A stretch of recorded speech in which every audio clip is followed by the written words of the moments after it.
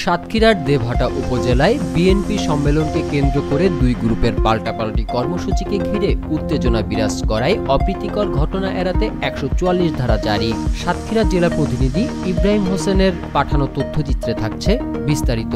গতকাল বৃহস্পতিবার সকাল ৬টা থেকে সম্মেলন স্থল দেবহাটা উপজেলার নোয়াপাড়া ইউনিয়নের গাজীরহাট বাজার সংলগ্ন শিমুলিয়া সরকারি প্রাথমিক বিদ্যালয় প্রাঙ্গণ ও গাজীরহাট বাজার সহ আশপাশ এলাকায় উক্ত ৪৪ ধারা জারি করা হয়। পরবর্তী নির্দেশনা না দেওয়া পর্যন্ত এ আদেশ বলবৎ থাকবে বলে জানান দেবহাটা উপজেলা পরিষদের নির্বাহী কর্মকর্তা ও নির্বাহী ম্যাজিস্ট্রেট মোহাম্মদ আসাদুজ্জামান।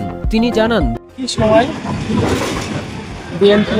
দুইটা গ্রুপ এখানে সমাবেশ ডাকে, পরবর্তীতে এখানে আইন শৃঙ্খলা পরিস্থিতির অবনতি হবে এই সংখ্যায় আমরা ১৪৪ ধারা জারি করি।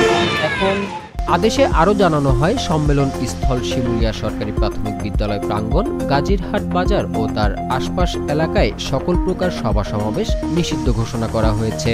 এ সময় আইন শৃঙ্খলা রক্ষাকারী সংস্থার কর্মচারী কর্মকর্তা বৃন্দর ব্যতীত কোনো ব্যক্তির কাছে অস্ত্র এবং বিস্ফোরক দ্রব্য বহন করতে পারবে না বলে জানান উক্ত কর্মকর্তা।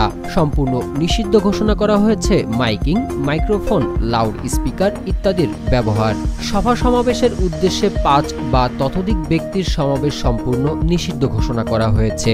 এ আদেশ অমান্যকারীদের বিরুদ্ধে আইনানুগ ব্যবস্থা গ্রহণ করা হবে। দেবহাটা থানার ভারপ্রাপ্ত কর্মকর্তা মোহাম্মদ হযরত আলী জানান, ১৪৪ ধারা জারি করার পর এলাকার আইন শৃঙ্খলা পরিস্থিতি স্বাভাবিক রয়েছে। কোথাও কোনো অপ্রীতিকর ঘটনার খবর পাওয়া যায়নি। উল্লেখ্য, এর আগে আশাশুনি, কালীগঞ্জ ও শ্যামনগর উপজেলায় বিএনপির দুই গ্রুপের পাল্টাপাল্টি কর্মসূচিকে ঘিরে উত্তেজনা বিরাজ করে। উক্ত ৩টি উপজেলাও ১৪৪ ধারা জারি করা হয়েছিল। হাসান, প্রহর 24।